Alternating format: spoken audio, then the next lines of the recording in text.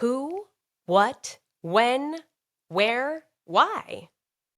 On the last episode, our very first episode, we chatted about the importance of clarity, and we dove pretty deep into what. What can you expect by tuning into the show? And today, we get to reveal who the show is actually designed for. Was it designed with you in mind? Let's find out.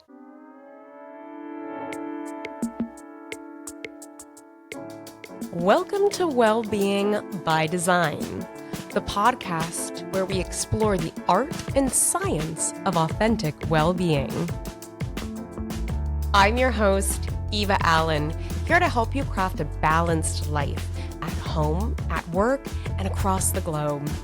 Together, we'll uncover the practical tools and insights to design a life well lived. Don't forget to follow along and subscribe wherever you watch or listen to your favorite podcasts so you never miss a beat. Welcome to these foundational episodes of the show in which we get to create clarity in order to avoid misaligned expectations. I don't know about you, but I really don't like wasting my time. Does anybody like wasting their time? No, they don't. I have had many a situation where I either start following an account because I'm like, oh, I think I'm going to like what they have to say, or I start listening to a podcast because I'm like, hey, I like the title of that podcast. And for whatever reason, I'm just like, wait, what? And why? Like, why am I listening to this? Why am I wasting my time? So heaven forbid I waste your time. Who, what, when, where, why, these are all of the essentials. And today we get to focus specifically on the who. Not me, but you. Who are you? Who is this show designed for? I thought it was really funny the other day. My sister sent me a reel and it was this entrepreneur and she was like, and I want to do this, and I want to do that, and I'm going to do this, and I'm going to do that, and I have this crazy idea, and this is what I'm going to do. And it made me think of this quote that entrepreneurs are a little bit dreamer, a little bit determination, and a lot of bit insanity. And that resonates with me because I do feel like there are so many things that I want to do and that I embrace into the things that I do. But I will start with what the show is not. The show is not a one-size-fits-all. It is not a cookie cutter. It is not your standard vanilla flavor. Everybody's going to love it. It's not your silver bullet. But with that being said, I do love diversity. I love inclusion. I love acceptance. I am so deeply empathetic, and I do not believe that I know everything. I want to learn from you just as much as you are learning from me. And so with that being said, this show is really designed for everybody and anybody. Everybody and anybody is welcome to the show. So should we just end the episode there? Is that good? Because that's like pretty much all inclusive. You're there, I'm there, cool. On a serious note, I do believe in that growth mindset. I believe that if you have a fixed mindset, you think you know everything, you're going to box yourself in and you're not going to allow yourself to continue to flourish. I'm coming in here with a growth mindset, but I will do a little bit of due diligence here and I will dig a little bit into who the show is specifically designed for. We'll start there and we're going to plant this seed today on episode number 2, and then we get to watch it grow as the episodes continue to build out the path of the show. So here we are on Wellbeing by Design. Welcome. I'm Eva. I am your host. I am the driving force also behind the health portfolio, and the overarching theme of the show is well-being. If you believe that you have the ability to influence your own well-being and maybe even inspire those around you to do the same, you will fit right in here. You will absolutely feel at home. And deeper than that, remember, we're focusing on multidimensional well-being. This means that we are not going to be focusing on your more conservative or traditional aspects of well-being. Some of those elements are going to be included in what we talk about because I love to tie in the science-based background. We need some sense of proven truth of like why to do what we do. But when we're looking at multidimensional well-being, we're moving beyond that traditional physical aspect of well-being. We're venturing into the world of emotional well-being, environmental well-being, financial well-being, social well-being, mental well-being, spiritual well-being, and beyond. There are so many elements of well-being that we will be tapping into.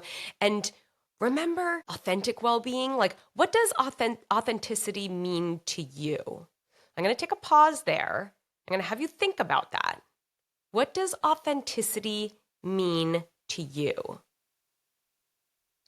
To me, authenticity means that you are being true to yourself, like unashamed, just like this is me, these are my beliefs, and this is how I feel, like to acknowledge that your feelings are your feelings. And then also understanding that not everybody else is the same.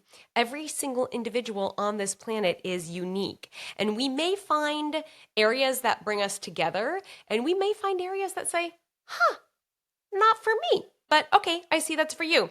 So that's authentic well-being. Again, what's right for me may not be right for you. What's right for you may not be right for me. But what we want to do on this show is to create that sense of awareness and present opportunities that may be helpful for you to adopt to maximize your experience of living, to maximize your experience of life on Earth. That's really big. And it gets my heart beating so fast to know that we have the ability together within this community of well-being by design to help design a life that you love. Remember the mission statement that we talked about on the first episode? Again, my mission statement is to inspire and co-create conscious cultures of well-being at home, at work, and around the globe. So that's where we're going to start. We did that last time when we started with like what to expect when you're tuning into the show. And now we get to dive into who the show is designed for. So let's look at that. At home, at work, and around the globe. What do each of those mean? Number one, at home. Very, very simple here. And then maybe this is like going to be all encompassing is like anybody who lives. But in all reality, we're looking here at individuals who live on their own, as well as individuals who live with partners, individuals who live with families. And remember what we talked about in the last episode? That's all about designing this culture of well-being at home for ourselves and for those around us at home. That is simple there. That's the home. We'll talk more about that as we dive into episodes specifically about the home or about individuals and about personal well-being. Let's jump into at work. What does that mean? Do I have to be a business owner? Do I need to own a large business? Like I'm a little bit confused about what at work means. No and no. You do not need to be a business owner. You can be. You do not need to own a large business. You can own one. But in all reality, when we're looking at building a culture of well-being in the workplace, it can look like a lot of different things. Here we're looking at this series of influencers within the workplace. So we may have people like entrepreneurs. You may be a solopreneur, meaning you are the only employee at your business. So like it's just you. You don't have employees to influence within your workplace, but you are still an entrepreneur. You still own your own business. And you might be a creative. You might be a florist. You might be an artist. And you might be working with teams of individuals who are contract workers. Maybe they're freelancers and you are inspiring them, but they're not necessarily employees. You may be a small business owner, and small business, I'm using quotations if you're not watching, because that means many different things. In the world of health insurance, small business is 99 employees and less. And you may be a large business owner. You may not even be a business owner at all.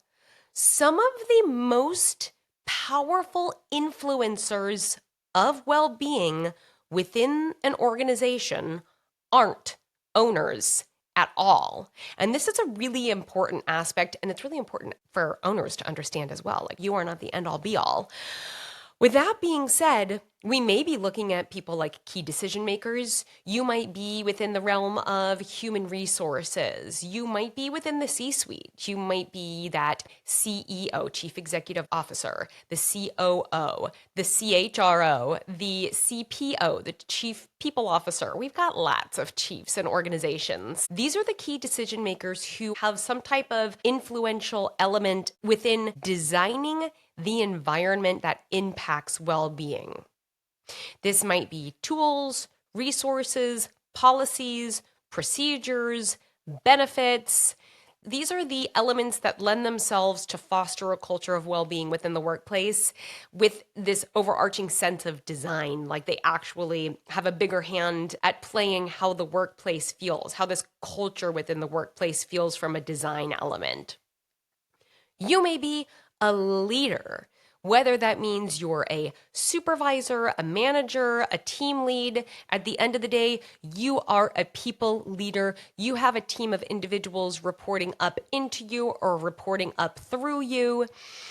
And then to go beyond that, to go beyond key decision makers, to go beyond business owners, to go beyond leaders, this can be anybody and everybody who wants to make an impact within their environment. They want to make an impact within the team that they're in, their peers, their colleagues, those around them. They want to make their workplace a better place to thrive. They like to walk the walk. They like to talk the talk. They like to inspire others. These are going to be your well-being champions or your wellness advocates, whatever you want to call them within the workplace.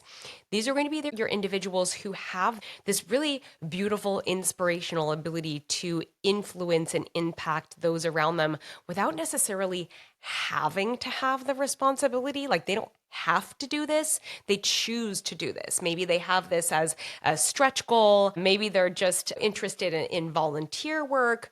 Maybe they just take it upon themselves. Maybe their company is like they don't really do anything else, but this individual is tuning into Wellbeing by Design, and they're listening to what we have to say, and they're like, I'm going to take this into my workplace and see how this goes. Let's try it. So, from a work perspective, again, we covered at home, we just covered at work, and that essentially boils down to everybody and anybody within the workplace. We're like starting pretty microscopic and we're getting pretty macroscopic. And from that perspective, now let's move to within the community. So at home, at work, and around the globe. Around the globe, these are going to be our communities. This is going to broaden our sense of impact outside of our culture of well-being at home, outside of our culture of well-being within the workplace, outside of that culture within our team, within our office. Now we're looking at communities, and this could be local and it can be global. So again, that microscopic and the macroscopic. There are so many different elements of community here. We're going to be tying it into the episode, so don't worry if it's a little bit confusing right now and you're like, wow, Eva, you're basically saying that this podcast is for everybody. Well, it is. So if any of this resonates with you, if you're like, okay, I fit in here somewhere and I want to tune in, then this is absolutely for you. So going back to community, we're looking at friends, we're looking at volunteers, we're looking at neighborhoods, we're looking at villages and states and provinces and countries. Like, it can get pretty big here. And that's why we ultimately end with around the globe, because I do believe we have the power to influence beyond our little circles that we might box ourselves into. So with that being said, I would love to be able to share best practices with one another, meaning I'm going to be sharing best practices with you. And speaking of you, I want you to share best practices with me. I would love to hear from you. Tell me a little bit about who you are. Introduce yourself. Raise your hand and say, "Hey, Eva, I'm tuning in. This is where I'm tuning in from. These are my areas of interest." I would love to get to know my audience better, and I want to know what topics you want to hear about. What is the content that I can create for you that you say, "Oh, yes, this resonates with me"? So please, please, please do not hesitate to reach out from me. In fact, I'm giving you homework right now. If and when you have the time, I know time is so very precious, and you may be listening to this while you're driving and you're like, "Oh yeah, I want to outreach Eva," and then you forget about it. But maybe it comes back up like 8 days later and you're like, "Oh yeah, I was going to do it." So if you have the time, shoot me a note, whether that's sliding into my DMs on Instagram. My handle is at the health portfolio. You can email me directly, eva.allen, that's eva.allen at thehealthportfolio.com. Any way you would like to reach out to me, I am here. I would love to hear from you. Thank you so much for tuning into episode number 2, where we talk about who this show is designed for. I hope you feel like you fit right in. I cannot wait to catch you on the next episode. May you live the life you love and love the life you live.